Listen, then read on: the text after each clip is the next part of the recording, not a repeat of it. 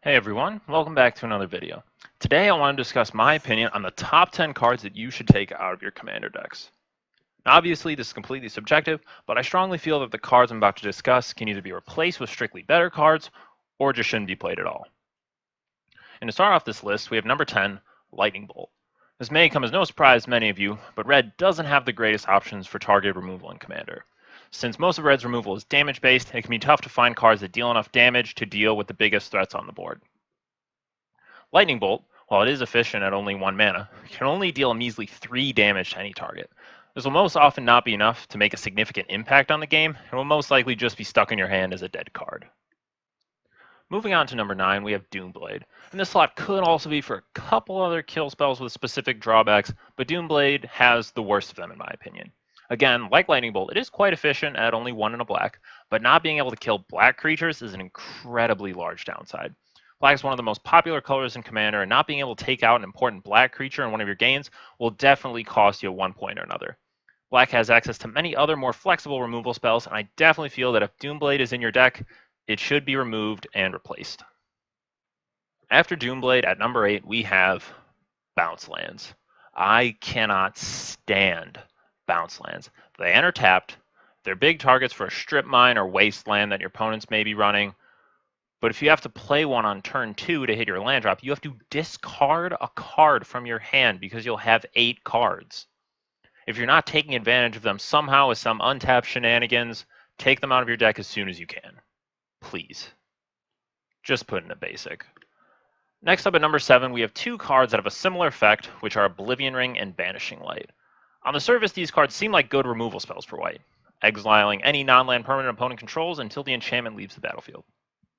However, that is the problem with them. It is not a permanent answer. An opponent can simply draw into a piece of enchant removal and get their card back immediately, or even wait until it's the player before them's end step and bring it back at instant speed, getting the jump on you who thought their card was dealt with. Oblivion Ring and Banishing Light are only temporary answers to problems in a color full of permanent answers. There are better removal cards in white, and I definitely recommend you consider other options. Moving on to number 6, we have Planeswalkers. Now, before anyone gets mad at me, not all Planeswalkers are bad in EDH. There are certain Planeswalkers that can generate a significant amount of value as soon as you play them. And in certain decks that plan to abuse Planeswalkers, like decks with Doubling Season and other cards that proliferate, Planeswalkers can be incredibly powerful. However, Commander most often is a format with a minimum of 4 players. And you dropping a Jace the Mind Sculptor on turn 4 and brainstorming just to have it get killed by a couple of goblins is not good value. You just paid 4 mana for a 1 mana effect. Planeswalkers should be reserved for decks either dedicated to protect them or abuse them.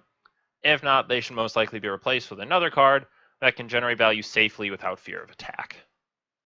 At number 5 on the list, we have Naturalize, a card that I genuinely do not think is a bad card. It's just been a victim of power creep over the many years that Magic has existed. Nowadays, there are far superior options, such as Return to Nature, Wilt, Force of Vigor, and many others that simply do what Naturalize does, but better. You have Naturalize in your deck, and I highly recommend replacing it with the objectively better Wilt, the far superior Return to Nature, or just another more powerful card. At number 4, we have Mana Leak, a cheap costing counterspell that quickly loses its value and power over time in a game of Commander. Commander is a format that goes over the top by a wide margin compared to other more competitive formats where Mana Leak is much more potent. While 3 mana may be a steep cost to pay in Standard or Pioneer, in Commander, outside of the first 5 or 6 turns, if you don't use your Mana Leak or draw into it in the late game where everyone has 10 or more mana, it will simply sit in your hand and you'll wish you had played Cancel. At number 3, I have an incredibly well-loved card in Commander, Winter Orb. Now, before you claim that I'm just salty and don't like stacks cards, hear me out. Winter Orb is in a similar vein to Planeswalkers in this list, in that a deck must be built around this card or type of card to utilize it to the maximum. A player who drops a turn 2 Winter Orb will most likely receive a lot of hate from the table. You should be prepared to abuse it to the maximum or lose the game as soon as it is removed. In my experience against Winter Orb as a player, those who have played it haven't done this and subsequently lost the game because another player, often myself, was in a far superior position to take advantage of the stacks effect it provides. So in short, only use Winter Orb if your deck can utilize it to a greater effect than all the other players at the table. If not, then either keep it in your hand and don't play it out, or take it out of your deck and replace it with another card that your deck works with more cohesively. At number 2, I actually have a commander staple that many of you are probably very fond of, which is Explosive Vegetation. Now you're probably thinking, what? He's just saying this card should be taken out because he wants views on his video and more clicks. And yes, you're absolutely right.